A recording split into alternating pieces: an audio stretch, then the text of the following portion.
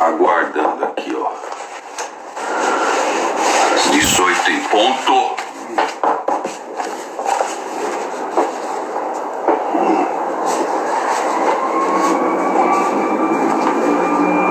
Bandeira, cenário, não tem nada. Entrou o nosso prefeito. Então eu vou aqui. Primeira vez que eu faço essa interação aqui. Pra poder gravar de novo. Isso, boa noite, prefeito. E aí, tudo bem? Tudo bom? É assim mesmo? Não tá de ponta cabeça? Meu ou seu? O teu? O meu? É. Assim. Tem que deixar o contato. Marinheiro de primeira viagem. É. Aqui. Rosto. Fazer uma adaptação aqui que eu tinha deixado o contrário na tela. Aí, ó. Aí. Aqui também tem uma bandeira, viu, prefeito? Ó. Que bom. Olha lá, a nossa bandeira do Brasil, ó. Entendeu? Só precisa se posicionar aí. Você não tá aparecendo. Não estou aparecendo? E agora? Agora tá. Melhorou? É, bonito. Cachecol, hein? Não entendi. Bonito cachecol. É, então, aqui tá um pouquinho frio, que a casa é rodeada de árvores, né? Então, prefeito, vamos lá para nosso bate-papo, esclarecendo aí para o pessoal. Meu boa noite, agradecendo ao prefeito, a sua equipe que nos proporcionou essa live aí, inusitada, não é? Porque dificilmente o prefeito tem um tempo para gente e nós conseguimos aí. Né? Fiz algumas perguntinhas aqui, anotei, minhas, né? Portanto, nada aí que vá causar um pensamento, né, de repulso, alguma coisa, só perguntinhas básicas de uma pessoa que não sou político, não sou do meio político e nem nunca serei também, porque não sou, mas é minha praia, né, como diz. E esclarecendo bem também que é a primeira vez que conversamos, virtualmente e pessoalmente nunca, não é, prefeito? Não tem oportunidade. Mas trocando mensagens, né? É verdade. Então, eu queria te perguntar, prefeito Saulo Pedroso, prefeito de Atibaia, no segundo mandato, terminando aí, né, no final do ano. Conhece o prefeito dos dois mandatos. Como era o prefeito? Quem é o prefeito antes de ser prefeito? Olha, eu mudei muito pouca coisa na minha vida, na minha rotina de vida. Sempre gostei muito de estar reunido com os meus amigos, com as pessoas que eu conheço, para bater papo, falar sobre diversas coisas, né? Depois que eu entrei na vida pública, como vereador já ficou um pouco mais difícil, né? Foi um pouco mais fácil, porque a rotina de trabalho ela não é tão intensa como a de prefeito, né? Um mandato. Um mandato. Mas aí depois que eu assumi a prefeitura em 2013, aí o tempo ele parece que fica bem disputado, né? Porque tem que manter a vida normal com a família. Nesse período eu tive 2 filhas, né? E também tenho as minhas coisas particulares, tenho a distribuidora de gás, tenho, né, as coisas da família que eu cuido, mas esse trabalho intenso aqui que não é fácil, né? Então acaba restringindo o tempo, né, que a gente tem disponível para poder se divertir, para poder estar com os amigos, para poder jogar um futebol, para poder praticar alguma atividade de lazer. Mas, prefeito, fui me adaptando. Como foi conquistar aí a prefeitura?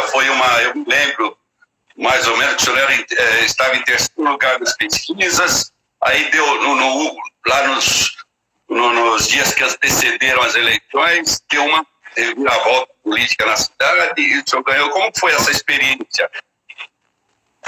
O nosso projeto sempre foi um projeto coerente, né?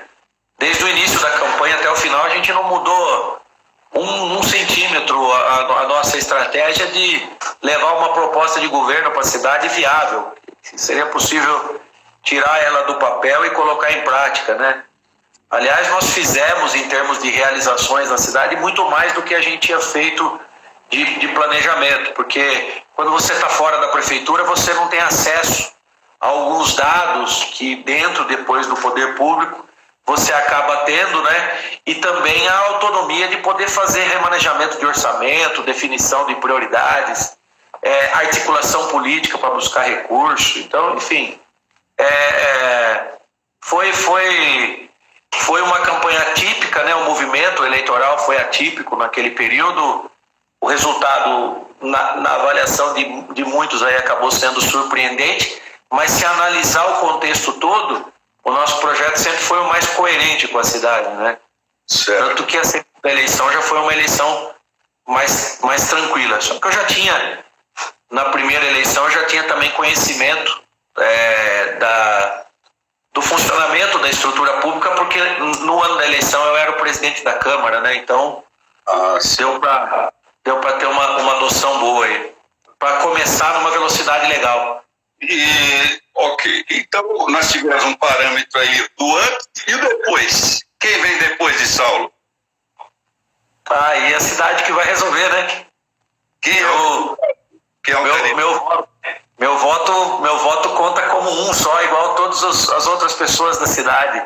Certo. Mas é evidente que o nosso governo vai defender aí a sucessão, a continuidade.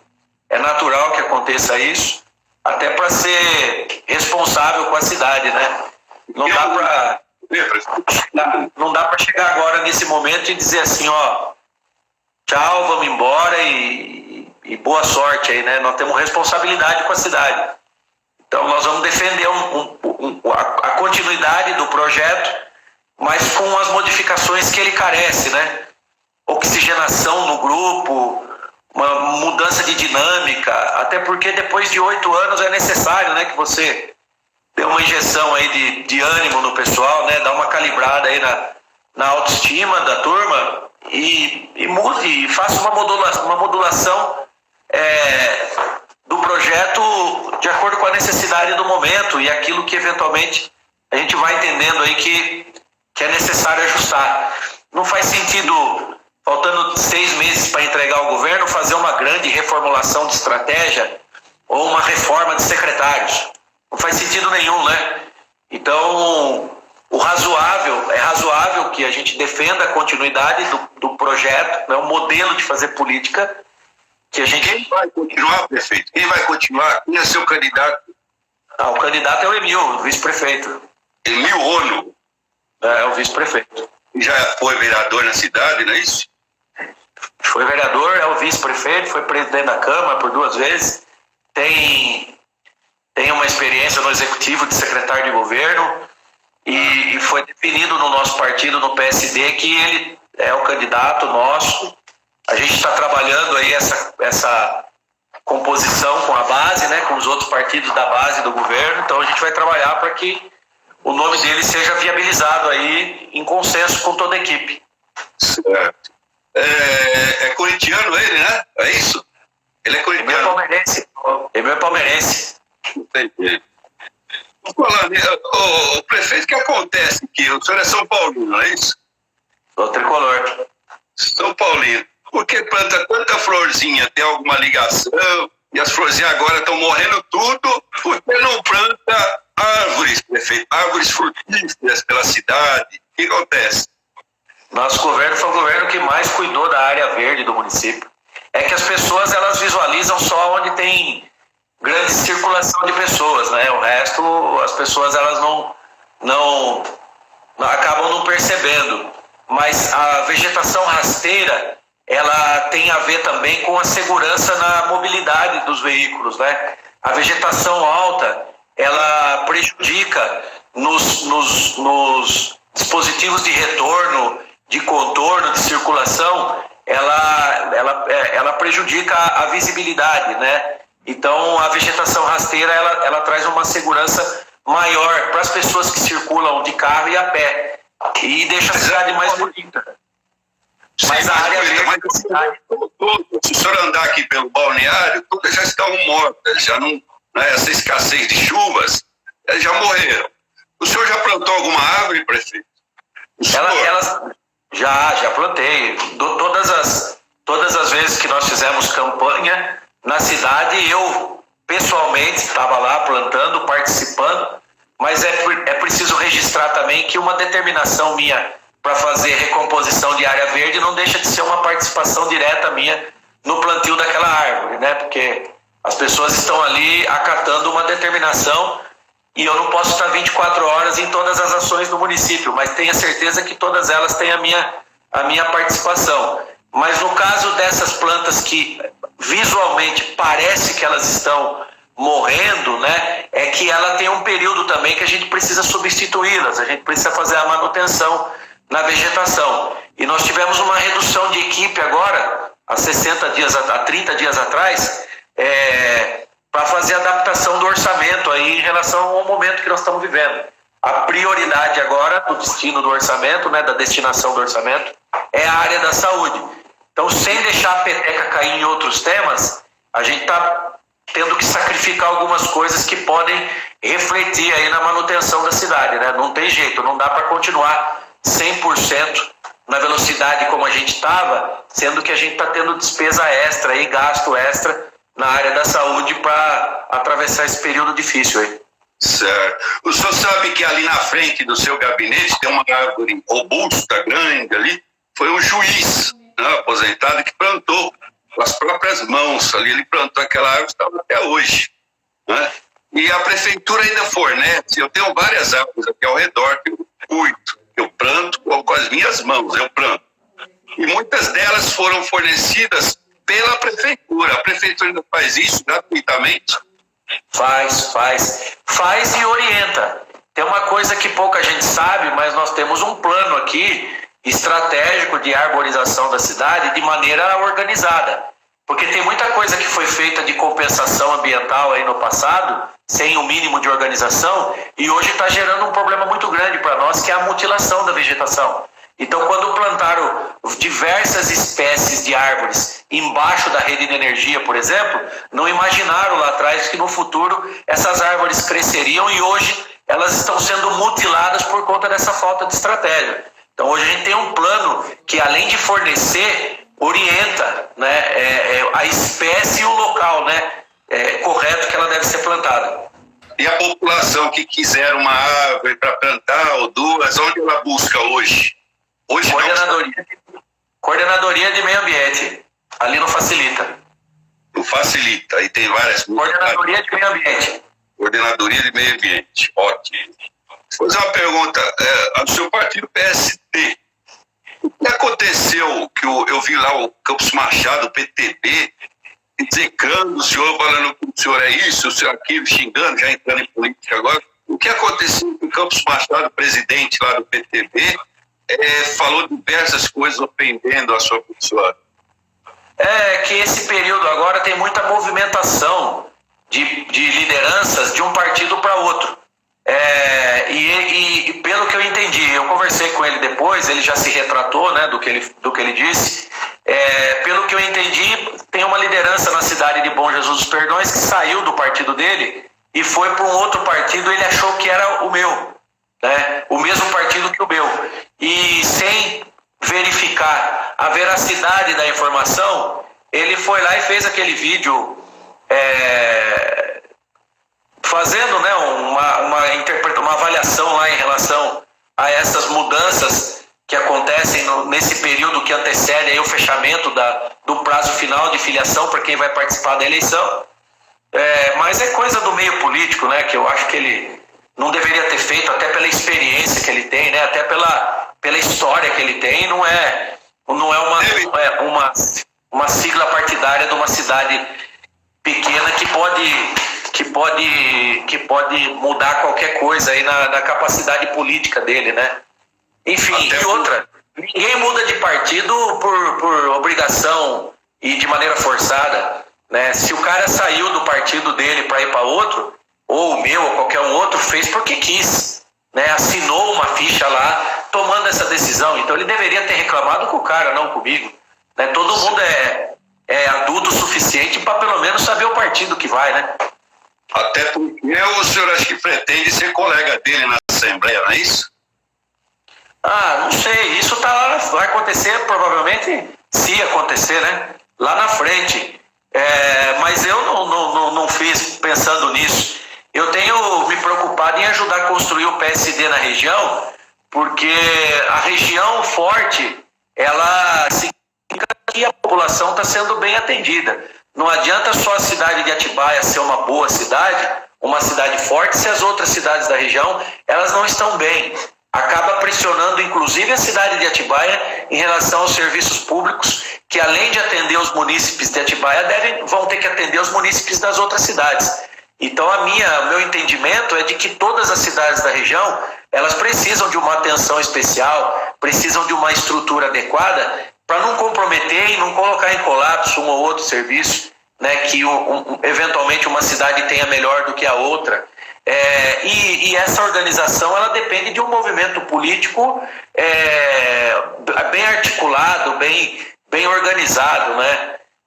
E é isso que a gente está tentando fazer. Eu, na minha avaliação, assim, eu estou fazendo o que é coerente fazer diante do que eu consegui de espaço na política local e regional, né? É legítimo propor isso, é legítimo fazer isso. Se lá na frente isso vai resultar num reconhecimento por parte da região, a ponto de eu ter essa condição e a oportunidade, na verdade, né? Porque condição e requisitos eu acredito que eu preencho, mas a oportunidade de poder representar a região eu vou procurar fazer com muita qualidade.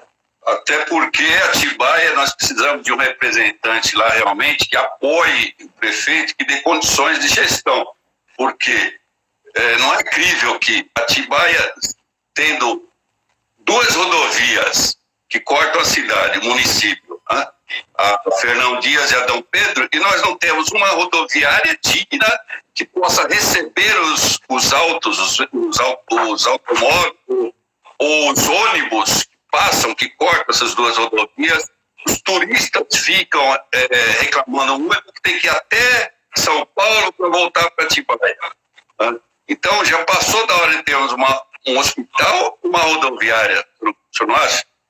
Da rodoviária, é justamente o que eu ia dizer. A rodoviária ainda vai, né?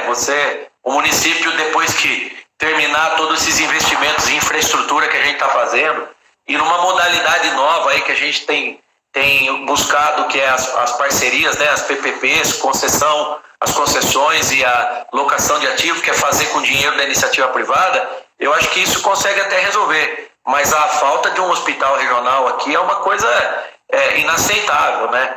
Uma região que tem uma posição de destaque, geograficamente estratégica, né? Não ter essa retaguarda de atendimento é sem explicação, né? E é resultado de movimento político, né?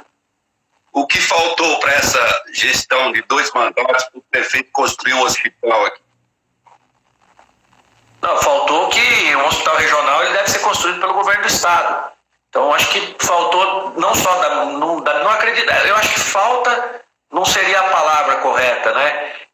Nós não tivemos a oportunidade de chamar a atenção aqui do governo do estado a ponto dele poder entender que deveria ter feito. Não é só isso, né? Uma FATEC também, ampliar a nossa ETEC. Atibaia tem uma atividade econômica que carece de uma ETEC mais robusta, com uma disponibilidade maior de cursos, né, uma grade maior de cursos, que atendam, inclusive, a demanda local, aquilo que a cidade se propõe a ser, né, uma cidade crescendo aí na atividade industrial, né, no setor industrial, de indústrias de eletroeletrônico, né, com cursos que possam atender essas necessidades. Mas, enfim, eu acho que esse é um trabalho também que não dá para fazer num período curto.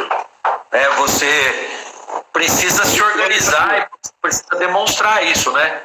Mas eu acredito que a cidade tenha percebido aí que agora é a vez de, né? Porque se a cidade não faz, outras fazem, né? Aí não tem como reclamar depois. Continuando ainda com a saúde, coronavírus. Né, o prefeito, o senhor é responsável pelo vírus aqui em Atibaia? Não faz sentido nenhum, né? Não sou nem em Atibaia e nem no mundo, né? Não faz sentido nenhum. Quem é responsável pelo vírus? Né? Eu sou responsável por ajudar a escrever normas e regras para salvar a população de uma coisa que eu não criei. O senhor está bem de saúde, se recuperou bem, o senhor teve... Estou bem, graças a Deus. E já tinha tido antes um desmaio, alguma coisa? Não. Está tudo bem, não? O senhor ficou convalescendo? Passei pelos sintomas do coronavírus, só não tive falta de ar, mas tá. Minha quarentena terminou no dia 4 de abril. E como faz a convalescência, prefeito? Só para quem saber, ninguém... Como foi a sua alimentação nesse período aí de eu fiquei isolado dentro de casa, né? Usando o mesmo talher, o mesmo prato, o mesmo copo, né? Fiquei numa edícula no fundo da casa da minha mãe ali, sem ter contato, sem fazer aproximação física, né? Dormindo em quarto separado. E o que era? Sopa, chá ou a comida normal? Comida normal, eu gosto de arroz e feijão mesmo, comida normal, não tive nenhuma restrição. A recomendação médica foi para se alimentar bem e tomar bastante água, né? Bastante água durante o dia todo, e se alimentar bem. Então não tinha nenhuma... Eu comi o que eu sempre como normalmente, e à noite também uma alimentação normal, razoável, né? Não muito pesada, né? Mas não teve nenhuma orientação específica a comer isso ou aquilo, né? Prefeito, os números do coronavírus. Hoje eu ainda não verifiquei, mas eu vou te perguntar uma coisa. São tantos números na área, no âmbito nacional, eles lá dividem em 2 números. Aqui em Atibaia são tantos números que até hoje eu não entendi. O que seriam, por exemplo, eu peguei os dados aqui, números notificados antes da quarentena do dia 15 ao 22, notificados, o que seriam? Notificados são as pessoas que chegam com sintomas na unidade de saúde, o médico faz a análise clínica e faz a recomendação para fazer o exame, coleta o exame. Certo. Então, notificado. Eu peguei aqui os casos notificados, dia 15 ao 22. 15 a 22. Eu tive aqui, por dia, 2,5 pacientes notificados. Eu peguei também, usando a mesma tabela, eu peguei da Prefeitura, Secretaria de Saúde. Depois eu tinha 2,5 antes. Na semana seguinte, 22 a 30, eu tive 5,8 pacientes, mais que dobrou. Isso para o senhor, o que significa?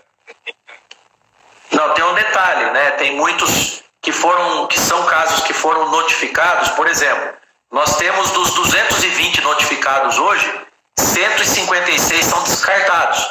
Ou seja, as pessoas chegaram com sintomas de gripe na unidade, fizeram a coleta e depois viu que não era coronavírus.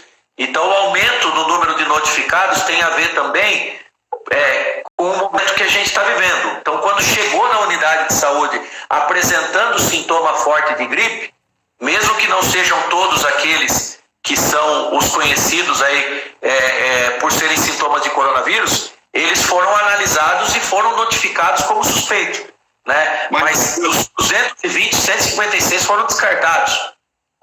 Mas já não é ali um alerta, acender uma luz amarela de se dobrar os casos de pessoas irem ao UPS ou não sei onde foram. Aqui, mais que dobrou, na semana seguinte, vamos dizer assim, a flexibilização do isolamento.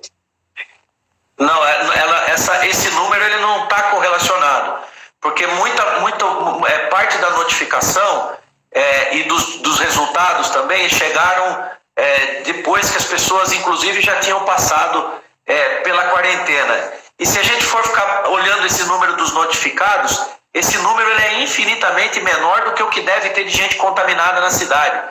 Porque 80% é assintomático e não procura unidade de saúde nenhuma, né? Então, esse é um parâmetro para que a gente vá definindo, mas o número de casos descartados também, confrontados aí com o número de notificados, ele também é um número significativo para perceber que ele cresce numa proporção maior do que os que são contaminados, entendeu?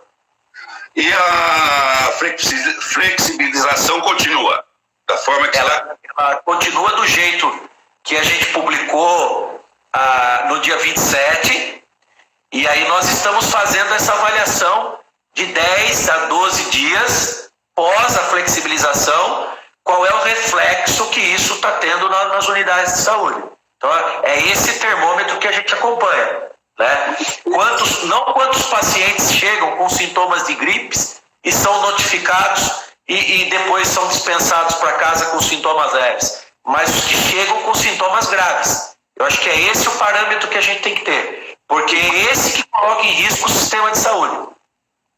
Tá. Mas o senhor vai ter o número exato após o dia 12, que, salvo engano, é quando o governo estadual agora, também... Por exemplo, nós recebemos e vamos começar amanhã os testes rápidos com os profissionais na área da saúde e da segurança. Por exemplo, nós recebemos os testes rápidos e vamos começar. Nós temos um tempo de resposta do exame, do PCR, que é o exame que faz a coleta, pacientes que chegam com sintomas graves. Agora ele não está ficando empacado mais 10, 12, 14 dias no instituto como ficava. E a gente está comprando esse teste, esse exame, para os pacientes com sintomas graves ou sintomas médios altos, assim, vamos dizer assim, quando eles chegam na unidade de saúde. Então o tempo de resposta hoje é muito maior. Acumulou muito paciente aí aguardando o resultado durante um período, porque os resultados eles não estavam aparecendo, né? Então, o que é que a gente está tomando por base hoje? O crescimento de positivos e, consequentemente, a pressão dos pacientes com sintoma grave no sistema, que hoje ela é uma situação que a gente está conseguindo ainda manter a flexibilização. Esses testes na área de saúde começam amanhã para profissionais da saúde. Onde vai ser? E profissionais da área de segurança.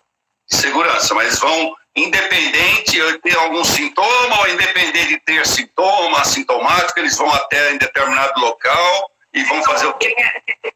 Nós vamos fazer para quem trabalha na área da saúde e para quem trabalha na área de segurança. Nas unidades de saúde. Nas unidades de saúde, por exemplo, o PS, de acordo com o local que ele trabalha? Isso. Vai ter um local, por exemplo, o posto central aqui, para quem mora próximo.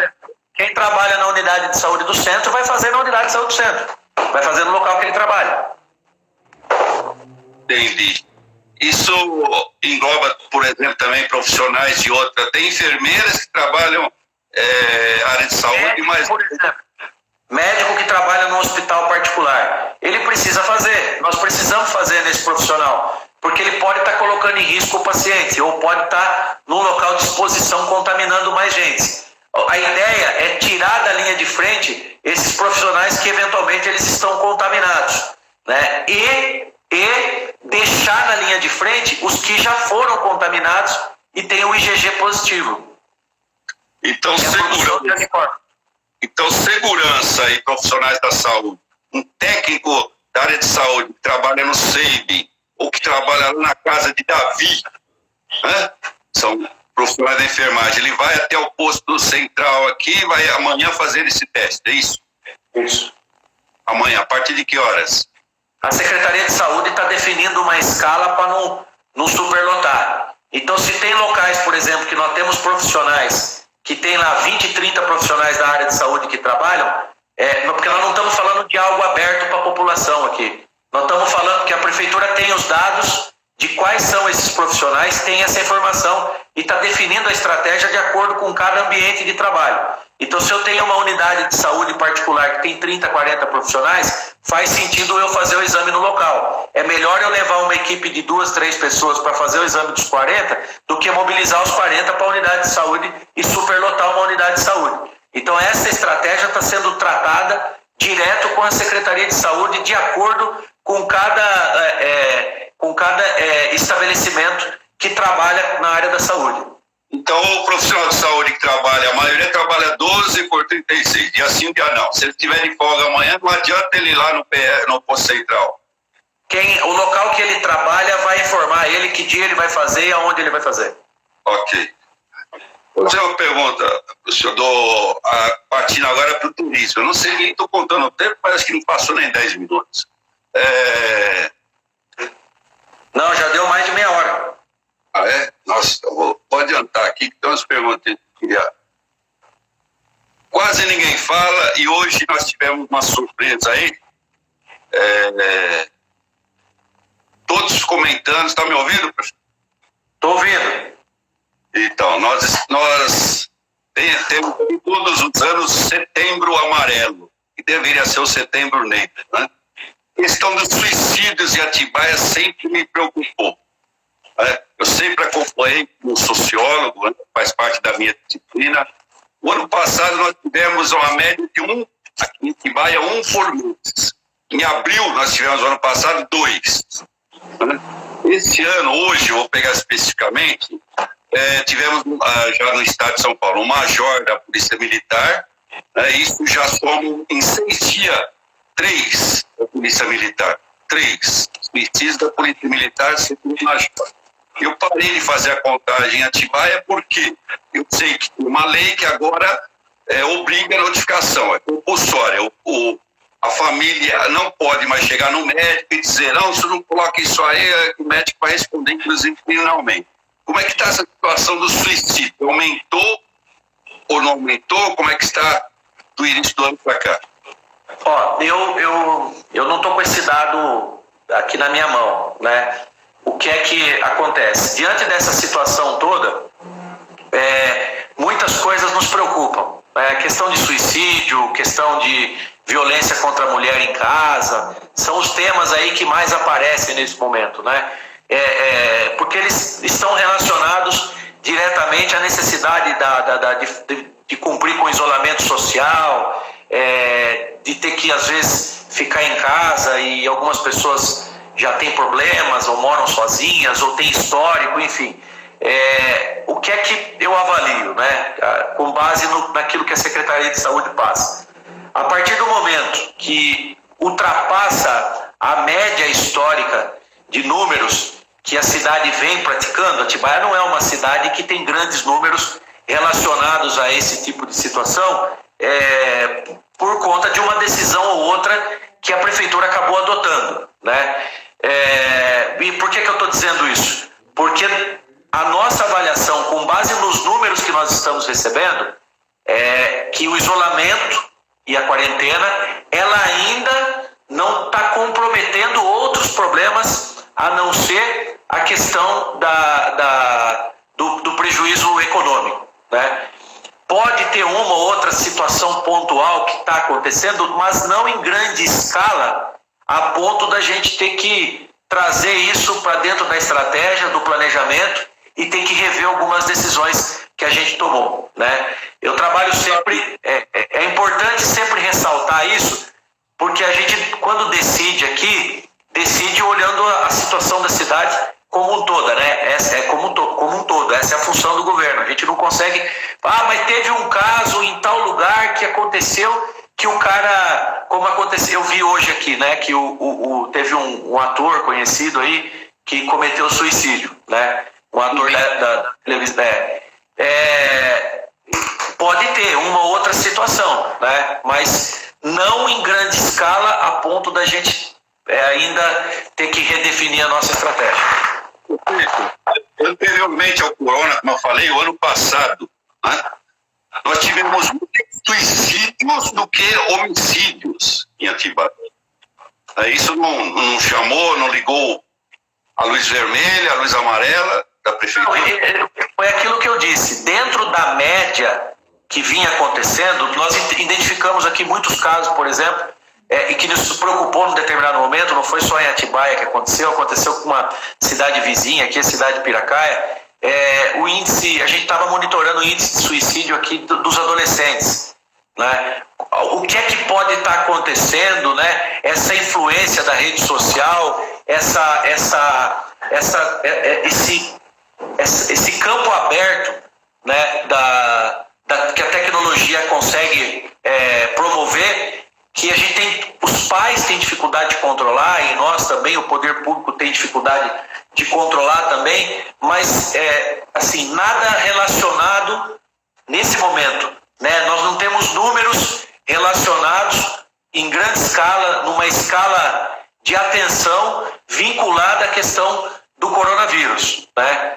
Pode ter um ou outro caso pontual que tenha acontecido vinculado a isso, mas não a ponto do governo ter que rever a sua estratégia, definir a sua estratégia, ou algo que a própria estrutura disponibilizada no sistema de saúde já não esteja oferecendo possibilidade de atender. Tá. Prefeito, Cimitá vai reabrir esse ano antes do senhor sair? Eu desejo, né? Eu estou lá terminando, estou fazendo obra. Acredito que até agosto, setembro, a gente está concluindo a obra. Reabre. É o meu desejo. Quero inaugurar. Sim. Então vamos contar como promessa sua até setembro. Final... Não, como promessa não, como compromisso. Compromisso até final de setembro. Compromisso.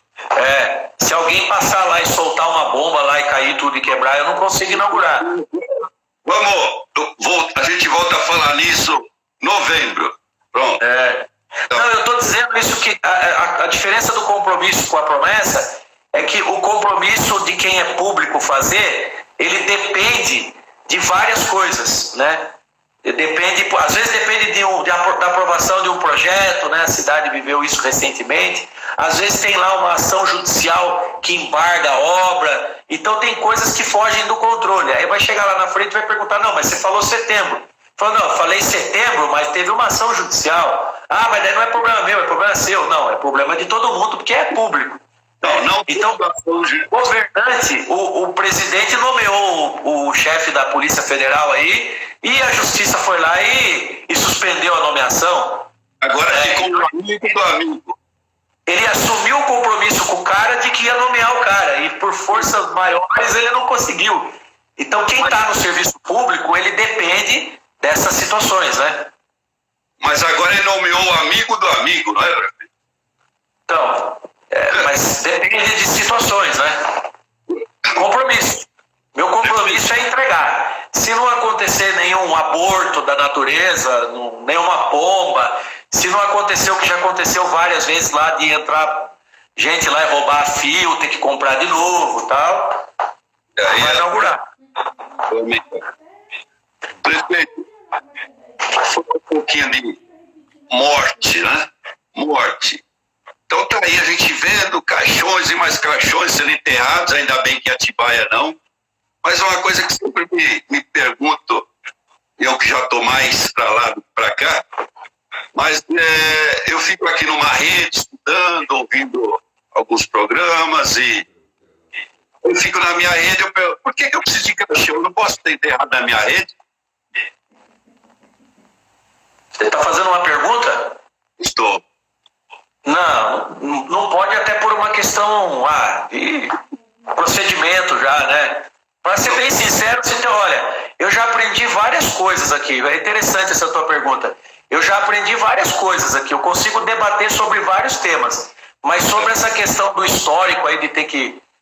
da onde vem essa história ou essa regra de ter que enterrar em caixão, nunca foi uma coisa que eu parei para estudar. Não demandaram isso. Vou procurar saber agora, de curiosidade. Mas durante esses 7 anos e meio aqui de prefeito, nunca foi um assunto que eu senti necessidade de saber por que as pessoas são enterradas em caixão. Mas agora eu vou... Por favor, de repente eu sou o primeiro a me desfazer dessa moldura de madeira e vou ficar mais confortável na minha rede. Olha, essa eu não sei. Esse coelho não tem na minha cartola. Mas os governos, o pessoal da administração do cemitério são subordinados à prefeitura. Claro. Então, mas não quero ser, viu, Sabino? Independente de descobrir a resposta para isso, que eu agora fiquei curioso e vou procurar saber, não quero ser eu o prefeito que vai sair numa reportagem do Fantástico por ter tirado a obrigação de enterrar em caixão. Olha, desculpa, mas essa não é a pauta da cidade. Não é a pauta do momento. Não, o prefeito que fez a vontade daquele que estava ali prestes a morrer. Quer dizer, fez a vontade daquele que estava ali querendo morrer. Não é verdade? Não, aí não é minha função. Minha função é cuidar para que você não morra. É isso que eu vou trabalhar. É impossível, você não pode cuidar nem da sua vida, né? Para que o senhor não morra. Não, eu posso contribuir, eu posso cuidar. Assim. Também. Eu não posso impedir. Impedir eu não posso. Então, mas se acontecer, eu teria pelo menos o direito de ser enterrado como eu gostaria. Né? E não ter o poder público de dizer, não, você vai nesse caixão aqui. Né? Tá bom. Faz um testamento que você vai deixar aí uma lide judicial bem interessante para ser debatida pelo STF aí, pelo STJ, pelo Tribunal de Justiça, enfim. Deixa escrito isso, registra no cartório lá, depois vê o que faz. Eles estão enterrando em qualquer lugar. Lá, não é? Falta caixão. Aqui não. Aqui não. Aqui não, lógico. Aqui nós estamos tratando com respeito e sempre será assim. Cemitério. Domingo que vem, Dia das Mães. O que é que faz para visitar? Quem gosta de visitar o túmulo da mãe? Domingo que vem. Então, nós estamos definindo essa regra para a semana, para final de semana, e pode ser que a gente não permita isso. É uma possibilidade. De fechar os cemitérios? Não, de fechar não, porque se tiver algum sepultamento, a gente tem que fazer. Né? Os velórios estão com regra. Então é possível que a gente faça uma deliberação pela impossibilidade de fazer essa visita, né? Visita. Tá. Prefeito, essa questão de intervenção nos ônibus, foi intervenção, foi revogada, ou está parcial? Como que foi isso? Ela está modulada, parcial, a prefeitura está com a operação e a empresa está com a parte administrativa, né? E ela só foi modulada desse jeito porque a Câmara não aprovou o projeto permitindo o aporte de recursos para fazer a equação financeira do serviço, né? Agora, se eventualmente a empresa não cumprir com as suas obrigações financeiras, isso vai ter reflexo na qualidade do serviço, que a Câmara e a empresa vão ter que apresentar uma solução para a cidade. No momento que eles negam um projeto como esse, na minha avaliação, eles chamam a responsabilidade para o peito de garantir a qualidade do serviço. Nós vamos cobrar para que o desenho operacional seja mantido, mas se a empresa não tiver recurso para pagar, uma solução seria, por exemplo, o presidente da Câmara devolver parte do dinheiro do orçamento que a Câmara consome para a gente garantir a execução do serviço na cidade, considerando que o transporte é serviço essencial, né? Mas esse dinheiro, o senhor tem um valor? Que parece que o senhor não tinha um valor que precisaria. Por isso que o pedido de subvenção não foi acompanhado de um impacto financeiro, porque nós não temos um histórico de pandemia na cidade e no mundo para apresentar uma proposta financeira que faria a equação do contrato. Eu só teria esse valor após um mês de operação, porque eu estou com uma operação reduzida em 30% e uma capacidade de transporte de 10% só dos passageiros. Então, se você perguntar para mim hoje qual que é o resultado disso final, eu só tenho depois de um mês executando. A diferença é que, sob a intervenção, estaria lá a prefeitura administrando o recurso da própria prefeitura. E no modelo que os vereadores querem, os vereadores que votaram contra, que é o de subsídio, é a prefeitura passar o dinheiro para o dono da empresa administrar a diferença. Né? Não sei se tem uma questão política aí por trás disso, mas na minha avaliação é uma incoerência danada o que eles fizeram, né? Agora eu pergunto, o que acontece? O senhor não era a maioria na Câmara, porque tinha lá os dois, apenas dois que eram contrários, né? O Daniel, se não me engano, o Daniel Martini e o Biratã. Aí Sabino, eu nunca pedi, nunca solicitei para a Câmara votar sim ou não em qualquer projeto que seja. O fato de você ter uma base de apoio na Câmara te dá liberdade de ter um diálogo mais produtivo. É isso. Mas o jeito que cada um vai votar é da cabeça deles e do entendimento deles. Agora, que está tendo assim, uma mudança significativa no comportamento, porque está aproximando aí o período eleitoral, isso está claro para todo mundo. Porque o desgaste no sistema de transporte, ele recai sobre as costas da prefeitura. Né? Então, quando eles fazem um movimento de inviabilizar a continuidade do serviço, é no sentido de criar desgaste político. Porque dizer que não pode ser subvenção para ser subsídio, ou seja, não pode ser a prefeitura administrando o recurso, tem que ser a empresa, se fosse o contrário, tudo bem, mas eu respeito a decisão deles, né? Eu só espero que eles tenham condição agora de apresentar uma solução para o sistema, né? O que acontece? Porque senão daqui a pouco vai entrar em colapso e vai parar de novo. Sim. O que acontece, por exemplo, Roberta Barsotti, Michel, Lucas, que é um outro, militante. São quatro vereadores que eu tinha do seu lado, até pouco, uma semana, 2 semanas atrás tinha o Lucas, tinha a Roberta Barsotti, tudo ao seu lado, sentado lado a lado no executivo. O que acontece que gera... São secretários do governo, né? O que acontece? Não sei, tem que perguntar para eles, eu não consigo responder, né? Eles que precisam responder, né, o que acontece. Quando o senhor pede um cargo, sei lá, de secretário da Cultura, o senhor pediu o cargo, o que leva o prefeito a pedir um cargo? Pedir? Como assim? O prefeito não pede cargo para ninguém. Substitui. Pediu que a pessoa saia. Ou ela sai... Não.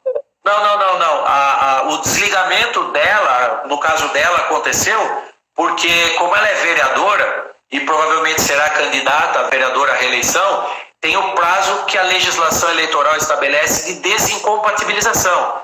Então, se ela continua na função de secretária, ela não pode ser candidata a vereadora. Você não pode chegar perto do período eleitoral estando num cargo executivo. A lei ela estabelece essa regra até para que o agente político ele não utilize da função perto do período eleitoral para benefício da própria eleição. Então, isso é razoável. Foi por isso que eles se desligaram do governo. Né? Eles se desligaram do governo para atender o prazo de desincompatibilização. Agora, o posicionamento na Câmara de votar a favor ou contra, aí é uma coisa que precisam responder, né? Eu não consigo dizer. Eu vou perguntar para eles. A Caixa Econômica tem filas e mais filas. Aí em Atibaia eu não vi fila. Não necessitou, não precisou?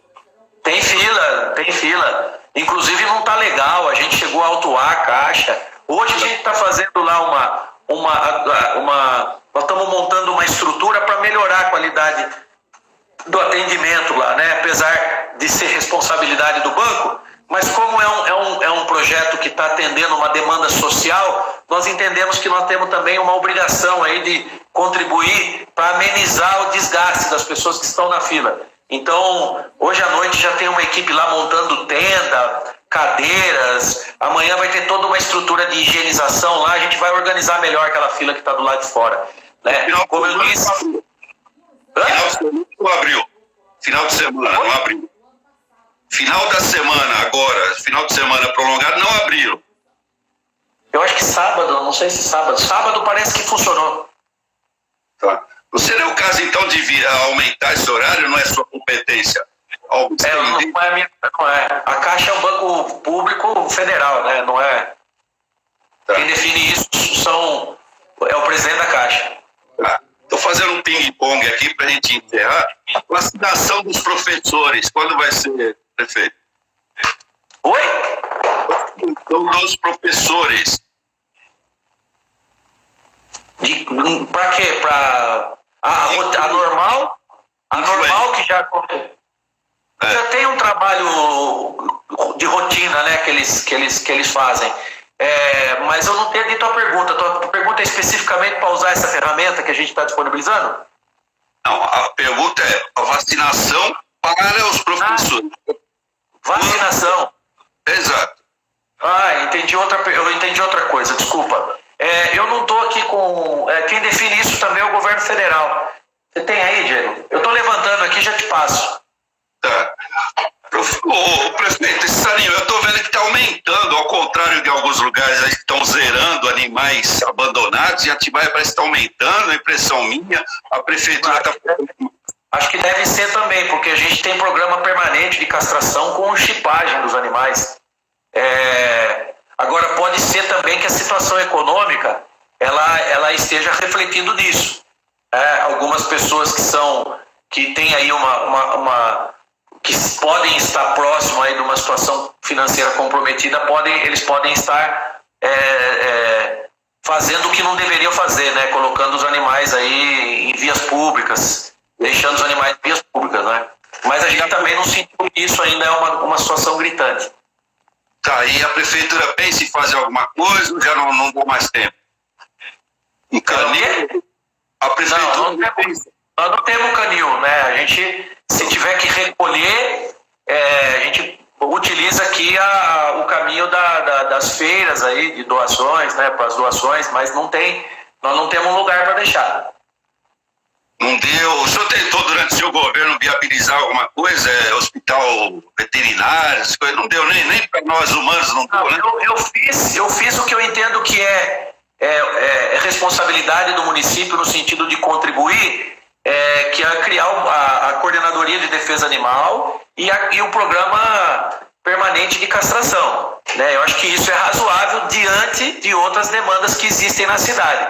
Não faz sentido nenhum eu construir aqui, viabilizar, que o custeio é muito caro, uma clínica veterinária 24 horas para atender, sendo que eu não tenho ainda um hospital para atender a população. Eu entendo que nesse momento, se eu tenho recurso disponível, o hospital vem em primeiro lugar. A partir do momento que a saúde ela for resolvida, né, a gente vai aumentando os programas e os investimentos daí na defesa animal. Só a data aí para registrar, 18 de maio começa a vacinação dos professores. 18 de maio. Para gripe, né? Contra a gripe. Ok. Prefeito, turismo na cidade, o senhor não achou que poderia ter feito mais? O que faltou aí? O turismo, ele depende. Eu utilizo um exemplo interessante, eu já vou te passar qual é daqui a pouco, mas ele depende não só dos potenciais aí que o município disponibiliza e estrategicamente ele trabalha em termos de publicidade, mas ele depende também de uma articulação com o investimento privado, né? Todas as cidades, todas as regiões que exploram o turismo com eficiência, elas articularam investimentos com a iniciativa privada para que a iniciativa privada possa ajudar a estruturar o turismo.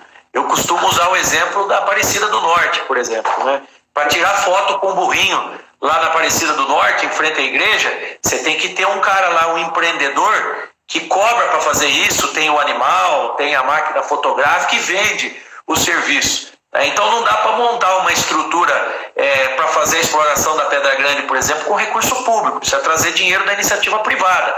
E aí tem todo o trabalho de viabilidade disso, que eu acredito que a gente tenha enfrentado de dificuldade econômica nos últimos anos, porque nós passamos por um período muito difícil, né? Eu assumi em 2013, logo depois veio toda aquela confusão do impeachment, uma sucessão de governo que já começou fazendo uma série de restrições no país, depois uma eleição turbulenta, que foi a eleição do governo federal para a eleição para presidente, somado a isso, no paralelo, um impacto significativo que teve a Operação Lava Jato no país, que modulou as relações das empresas com os governos. Isso tenha passado por uma necessidade de modificar uma série de legislações. Isso fez com que o investimento da iniciativa privada nas parcerias com o poder público tenha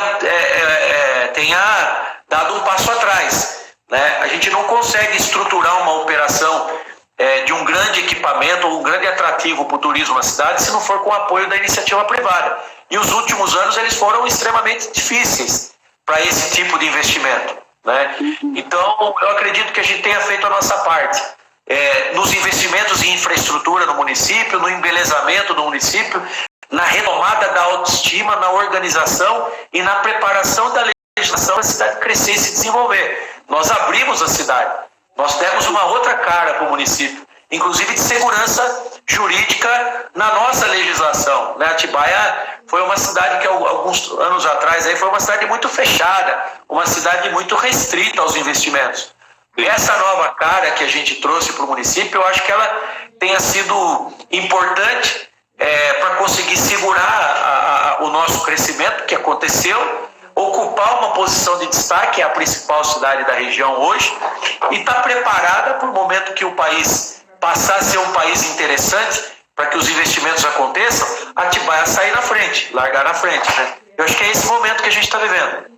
Mas, pelo menos, o acesso, a subida lá, você vai asfaltar, jogar cascalho, fazer uma coisa definitiva lá, ou não dá mais tempo?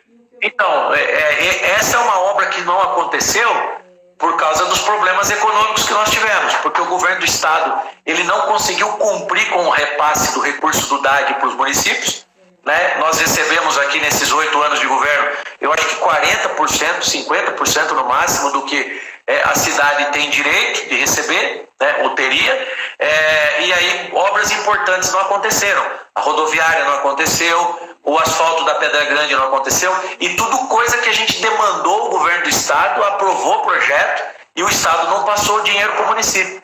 Então, se isso acontecer, tudo isso contribui com a chegada de outras empresas que nos ajudam a estruturar negócios e atrativos para a cidade.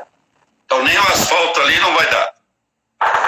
Vai ficar engatilhado para fazer, né? Ele está aprovado pelo estado, o projeto está pronto, eu só não tenho um convênio assinado com o governo do estado para poder fazer a licitação da obra. E acredito que o estado também não vai assinar um convênio para repassar, nesse momento, 5 milhões de reais para fazer asfalto, sendo que a prioridade é a construção de hospitais e a disponibilização de leitos de UTI, né? Prefeito, para encerrar aqui, eu estou vendo agora 57 minutos, o que o senhor gostaria muito de ter feito e que não deu para fazer de jeito nenhum? O senhor sentiu que ficou realmente a desejar e que o senhor sente uma certa decepção por não ter feito? Ou fez? Considerando que o CIEM 2 vai sair, que o hospital nós vamos começar ele daqui uns dias a construir. Nós fizemos quase que todos os bairros, as regiões em termos de infraestrutura. E a PPP de saneamento vai entregar aí para o próximo governo uma cidade que eu assumi com 45% de esgoto tratado, com 85% de esgoto tratado, e uma solução para o crescimento da cidade no saneamento, na água e no esgoto, né? Então, considerando que essas coisas já estão caminhando, o sentimento é da PPP do estádio da rodoviária não ter saído. Porque eu acredito que seria, em termos de visibilidade para o município, uma estratégia interessante. Mas o hospital, parece que tem isso a falar, vai sair o hospital? Eu tenho um contrato assinado. A gente está no momento de fazer o cumprimento das cláusulas contratuais que autorizam o início da obra. Então, a operação financeira está pronta. Os terrenos da prefeitura que serão disponibilizados como garantia estão todos prontos, estão todos disponíveis. O que falta para iniciar? A empresa estava atendendo o Comunique-se da área técnica de adaptação do projeto, né, dos técnicos da área da saúde, em relação ao layout de implantação, concluir projeto executivo, aprovar o projeto na prefeitura e dar início à obra. Então ainda depende de uma certa burocracia aí. Pode ser que não ocorra. Eu quero que aconteça. Vou trabalhar para acontecer em 30 dias no máximo. Certo. Qual local? Ali em Novinópolis, do lado do aeroporto, atrás da Igreja Batista. Ah, certo. Aí vai usar aquele onde era a feira ali, é isso? Não, ali é particular. Vai usar um terreno da prefeitura ali atrás do cemitério. Ah. Depois de uma reunião no Comando Militar da Amazônia, Nelson Taix foi perguntado perguntado sobre a presença do presidente Jair Bolsonaro na manifestação de domingo em frente ao Palácio do Planalto. O presidente voltou a desrespeitar o isolamento social ontem. Qual que é a mensagem do governo?